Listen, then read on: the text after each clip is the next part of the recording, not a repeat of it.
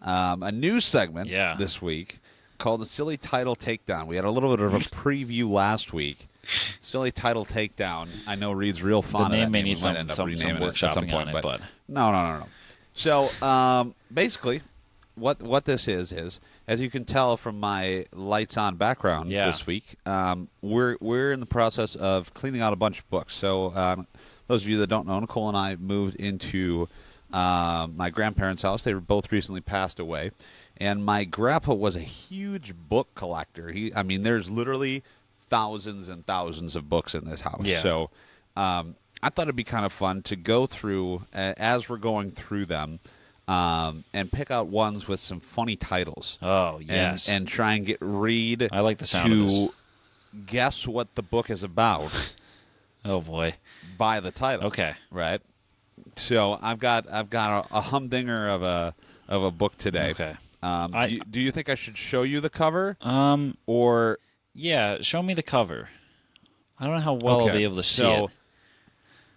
Okay. Well, But maybe that'll be. But you obviously can't look it up, right? Oh no, I'm not going to do that. No, I'm not going to cheat at this. Okay. I know you. Hold your horses. You're a cheater. Hold your horses. All right? I've seen you. Sometimes horses. I got to keep an eye on you here. Okay. All right. So the first Silly Title Takedown book is called "Who Moved My Cheese?" Who moved my cheese? There's no way this book has anything to do about cheese. Well, who's it by? It's called "Who Moved My Cheese" by Spencer Johnson. Oh, Who Moved My Cheese? Who Moved My Cheese by Spencer Johnson. And I need to guess what it's about. What do we think this book is about? It's got to be some sort of poetry. Wait, book. I can tell you about the author. So Spencer Johnson is an internationally best-selling author whose books help millions of people discover simple truths they can use to enjoy healthier lives with more success and less stress.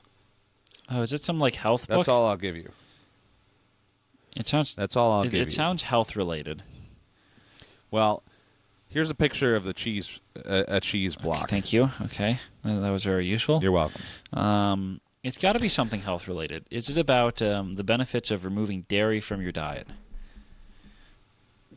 That's a good guess, actually, but that is incorrect. Oh, well, that is incorrect.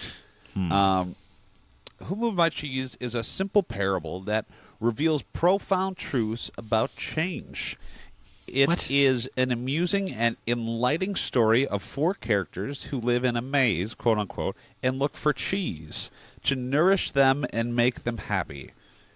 Two are mice named Sniff and Scurry, which obviously this those is a are great fiction mice book? named Sniff and Scurry. I'm getting there. Yes, it is a fiction book. My the gosh. two main characters are Sniff and Scurry. I thought this was a nonfiction book just by the title, and you said metaphor or whatever that was. No, it's a parable. Parable. That's my bad.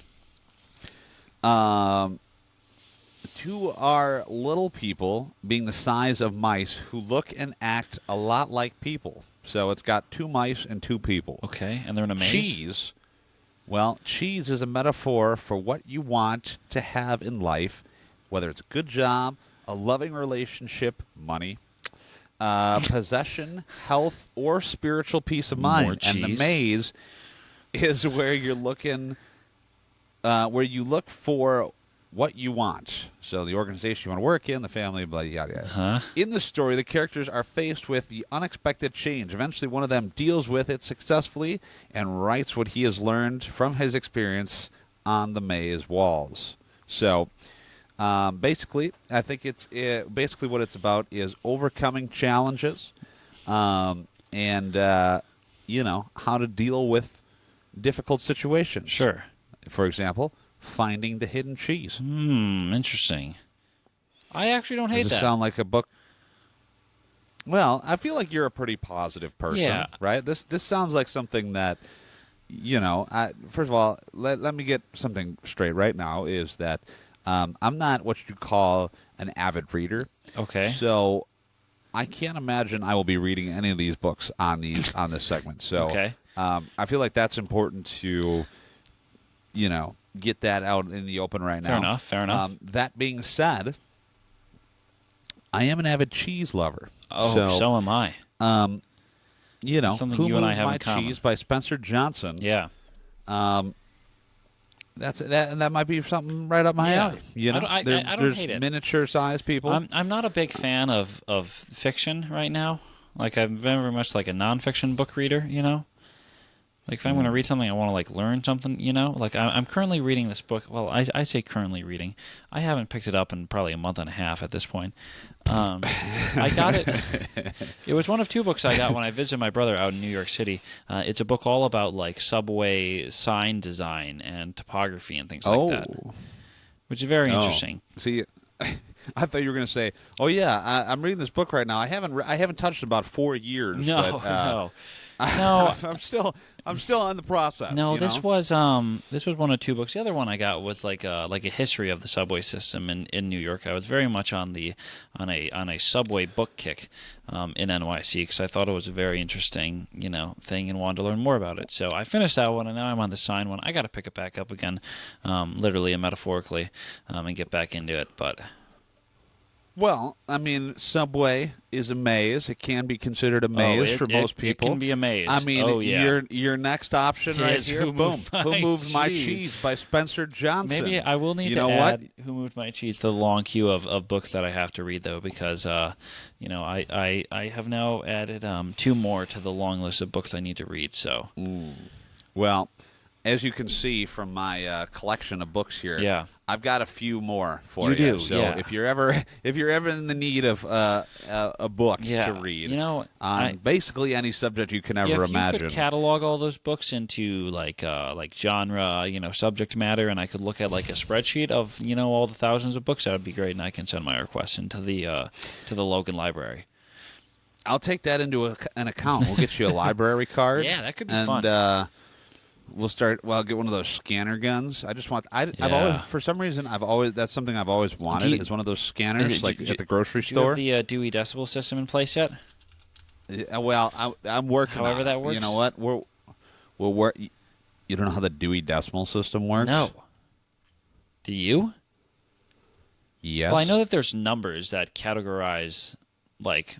There's numbers, and it's books. like by the first 3 letters of the author's last.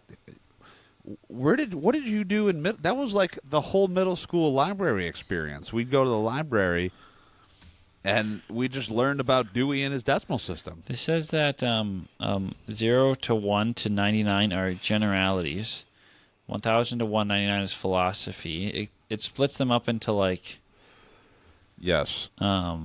Oh, look at that. I don't know, dude. I don't know. The one who is more familiar with the library system, not me, of course, but how one who's more familiar would have known that right from the beginning. You know how I found a book in the library growing up when I went to the library? Okay, the public library? You asked the librarian? Well, I either did that or I went to the massive, the big beige computers we had when I was younger with the big click-clackety keyboards, and I typed in the name of the book I want, and it, in theory, told me where it was in the library. Chances are the computer was wrong, though, so I still had to talk to the librarian. Well, back in the olden days, when things were in black and white, and people talk like this, like that. That was when they had the stacks. Do you know about the stacks? No. The stacks were like big cabinets, basically, with little drawers.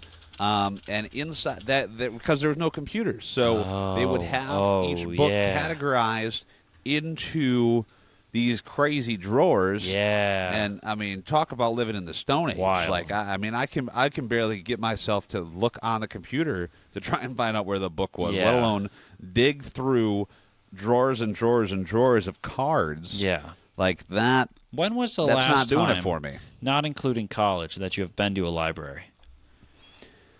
Yes. I cannot remember the last time I've been to a library. I was at a library a couple weeks ago because I was trying to donate some of these books to the library. Oh, okay. And they're actually just about to go through a renovation, so they were not super prepared to take 10,000 books. But you know what? We're figuring it out. See, but we gotta move on here. We're starting to run over a little bit. I just thought of something fun that we could do. What if? Okay. What if we go to our local libraries and we find a fun book to share on the show sometime. Yes, I like that. I do need to get a library at least 2 card, more though. silly titles. You don't have a library card? Well, not for where I live currently. You know. Okay. Well, So I actually, I have. Maybe we revisit this at a later date. This is a revisit at the later date. But I think it could be something fun.